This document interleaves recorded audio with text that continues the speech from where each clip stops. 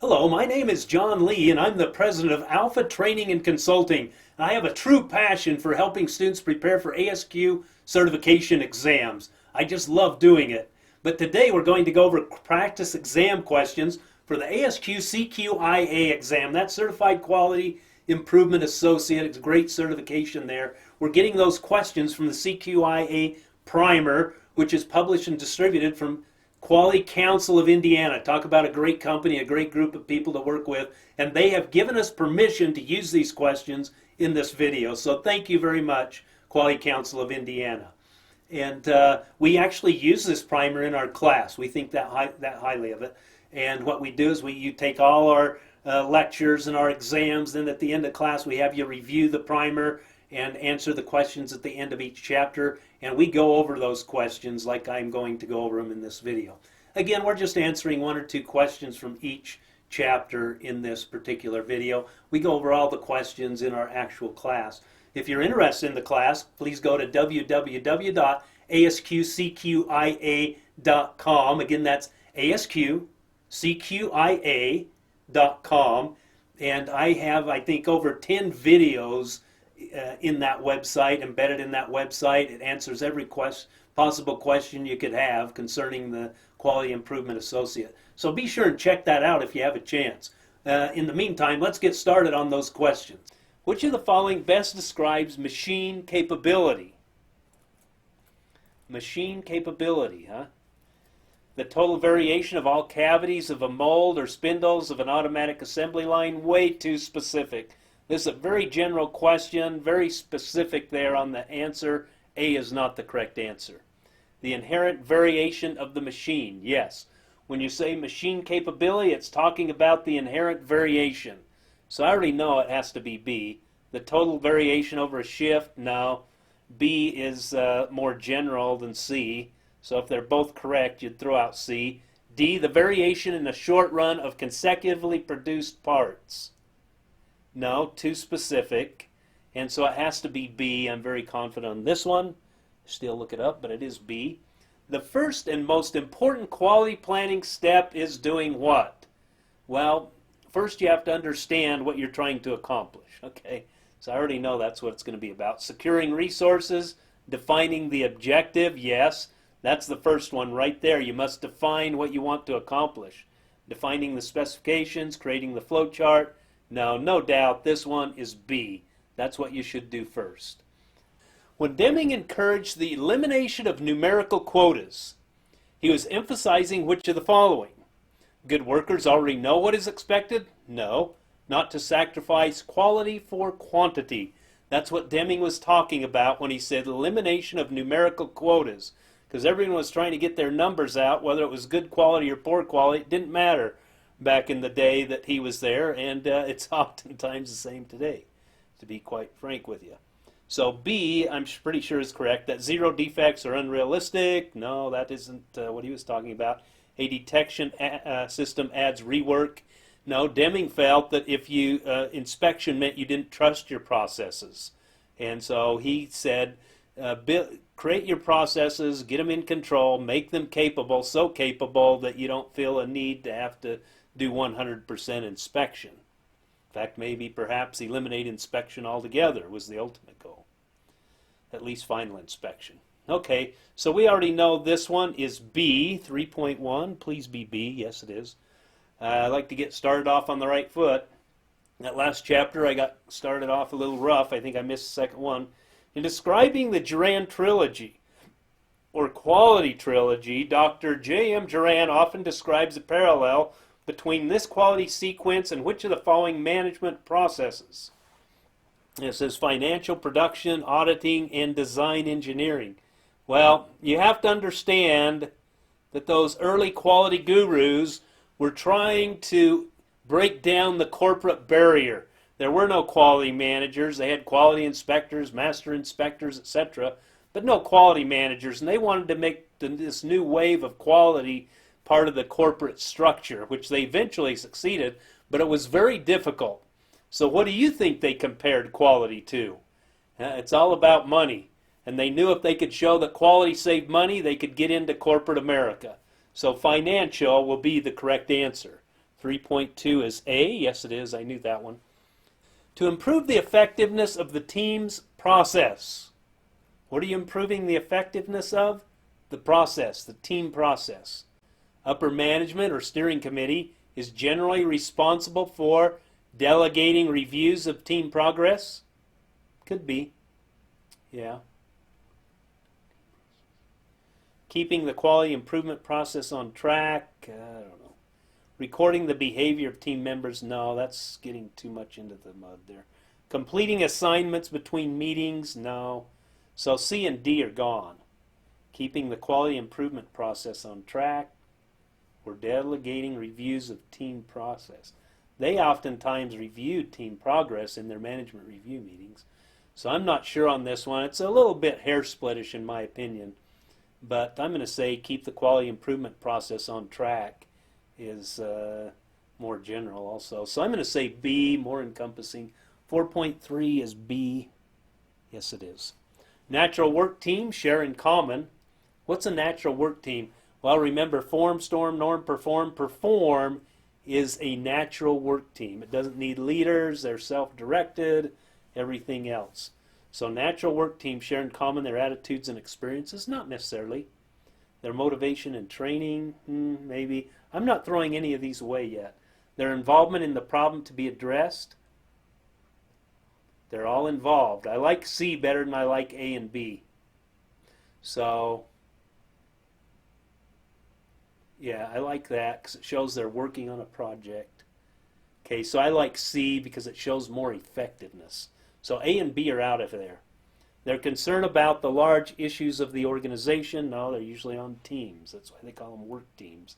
So it's going to be C, their involvement in the problem to be addressed. They're very involved. They're very effective. And to be effective, you have to be very involved. So 4.4 is C.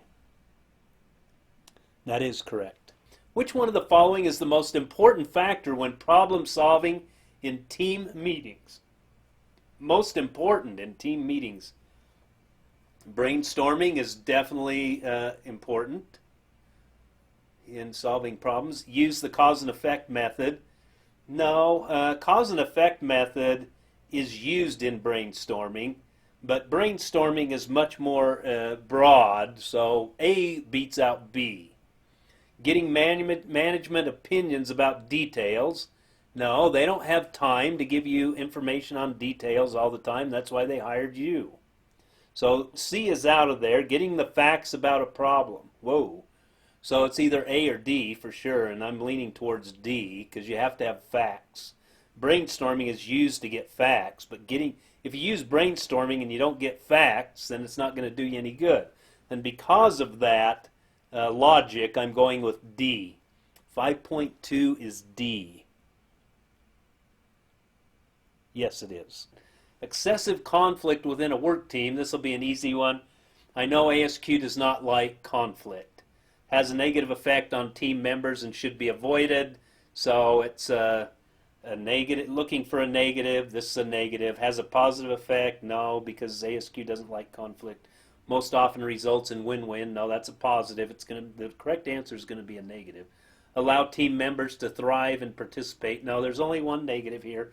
That's A. So 5.6 has to be A. Remember, that's how we, and that's correct, that's how we do these types. If we know they're looking for a negative or positive, they're usually pretty easy. So if it's looking for a negative, you'll have 3 positive and negative. Pretty simple. The purpose of quality system auditing is to do what? Examine the effectiveness of the management-directed controlled programs? Yeah, that could be. I'm not saying it's the best answer, but it is correct. Let's see if there's something better, though. Provide a problem prioritization program. Way too specific. Counter the effects of a decrease in employee morale. No, that's too specific and out of alignment with quality system auditing. Discover the root causes of problems. No, you audit the organization, then you give them the findings, and hopefully they can discover them. But if you just discover them and don't do anything about it, then it's no good either. So if this would have said discover root causes of problems and implement solutions, it would be more tempting to pick that one. But auditing itself is examining the effectiveness. So I feel A is the best answer. 6.2 is A? Yes, it is. But these are not easy questions by any means, but we're getting there. Okay, affinity diagrams are best classified as, and I just quickly looked through them, so I already saw the correct answer. A key word for affinity diagram is grouping, and there it is right there, grouping technique. If you don't know what affinity diagram, I'm not going to give you a lecture here today, but you can go in and listen to the QFD module. I talk about affinity diagrams there. So that's going to be D, I'm sure. 6.3, that's an easy one. Yes, D. The term reengineering most closely aligns with which of the following? Reengineering is the most aggressive form of process improvement that there is. So if they ask you which one of these is most aggressive as far as process improvement, it's reengineering. It's where you wipe everything out. So if you had a factory floor, you get rid of all the equipment, you clean up the floor, maybe paint it, and you start from scratch, bring in all new technology and all the latest benefits of lean and things like that. So the term reengineering most closely aligns with which of the following? Completely rethinking the way in which a process is accomplished. Yeah, that's probably the correct answer. The modification of a process. No, it's starting from scratch. The elimination of non-value-added steps in a process could be part of it, but they're talking about lean there, leaning out the process. The same thing as the continuous improvement of a process. No, usually when you think of continuous process improvement, you're continually improving the process you're working on over time. This is wiping it out and starting over. So definitely 7.2 is A. And it is A. All right, let's keep going here. Over to 7.3. We haven't missed anything yet. So we're doing pretty good. The major reason for benchmarking a process or project would be to what? Well, it's so that you can improve your process because someone else has already done this, and so you're going to use their knowledge and implement it into your process. So understand both your practices and those of the benchmark partner. Yes, you do that, but is that the major reason? No, the major reason is to implement that knowledge. Use the information gained to improve performance. That is better than A. So A is gone. Could there be a better answer than B? Possibly. So I'm going to keep reading here. Compare current practices with a better benchmark. Yeah, but your comparing's fine. But I want to improve the process. Remember, ASQ is about effectiveness. And so B is better than C also. Determine the recognized leader in the area needing change. Those could all be part of benchmarking, but the major reason for doing benchmarking is improving the performance of the process. So no doubt 7.3 is B.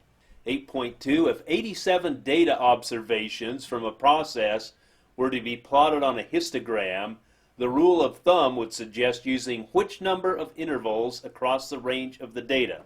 All right, this is quite easy. You take the number of data points and you take the square root of it. So I'm going to get my calculator out here, and I'm going to put it right here and put it up here where you can see what I'm doing a little bit. There's a little bit of glare there, but I'm going to take the number 87. I'm going to put that in my calculator, and there we go. There's a little bit of glare there, so I'm going to hold my hand there for a minute. So I put in 87, then it's real simple. You just hit the square root button. Okay, so I'm going to hit the square root button. There it is, and what does it give me? There it is. It's hard to get, but it's 9.32 is what it is. So we're going to use 9 categories. So what did I do? I took 87, took the square root. It gave me 9 point something, and that means I need 9 categories to create my histogram. And so there it is. That will be D. 8.2, is it D? Yes, it is. So remember that one. It's a fairly common question. You'll need to have a calculator to do that. Okay, a normal histogram with almost all of the points inside a bell-shaped curve would demonstrate which of the following? With almost all the points inside a bell-shaped curve would demonstrate, means it's in control, means it's predictable, and it also, what's predictable? Common cause variation. So common cause variation, if you don't understand that, you should listen to the fundamental theories module again. It's a rather long one, but it has some very important elements, foundational elements. Special cause, no, special cause is not predictable. Normal cause is predictable or common. Normal, common mean the same thing, just like special and assignable cause mean the same thing. So special cause and assignable cause mean the same thing, and you can't have both B and C. So that knocks out B and C are gone because it doesn't give it an option for both, and they both mean the same thing. Special or assignable cause variation, well, all three of these are the same. So that makes this one pretty easy. It's A, but I already knew it was A to begin with. Common cause, normal cause, it's a bell-shaped curved oftentimes, and it's very predictable. Okay, so 8.3 is no doubt A, and it is. The primary reason for an organization to sponsor training for its employees is to. This is going to be about effectiveness, so they can make the company better some way. I know it is. Improve employee satisfaction? Yeah, you may have improved employee satisfaction, but if they're not going to give anything in return, you know. Remember, ASQ loves effectiveness, meaning you improve something. Help the employees deal with stress? No, that's kind of goes along with A. They both can't be right, so they're gone. C or D must be the correct answer. Help the employee do their job better? Yes, that shows effectiveness. Improve an employee's safety? Yes, but doing their job better could include safety. So C and D are both correct, but C is more general, so I'm going to go with C. 913, is it C? Yes, it is. Identification of the external customer is important because they are the ones that allow you to be in business. It eliminates wasted advertising. Could be. I don't think it's going to be the correct answer, but it's true. If you know who they are, it would be cheaper for advertising. It produces more profit per customer. Maybe it does, maybe it doesn't, I'm not sure. I'm not going to throw A or B out. Remember, I don't like it when I get more than one correct. 3 correct ones here would be terrible. It helps identify the customer's needs. Yeah, this is the most important one, I think. It permits easier product recalls. No, way too specific. Product recall could be one of the needs, so C is more general. It beats out D. And profit, that's pretty specific. If profit's a part of it, we could put it there. Anyway, C is by far the best answer. 914 is C. Yes, it is. Congratulations, you have completed this video. If you have any questions, please contact me. As you can see, I've passed most of the ASQ certification exams myself, so I would love to hear from you and help you out if you need to. You can contact me at my website at alphatc.com. Again, that's alphatc.com, and go to the Contact Us option and send me a message. I'd love to hear from you, and I'll get back with you as soon as possible. Thank you, and have a great day. Goodbye.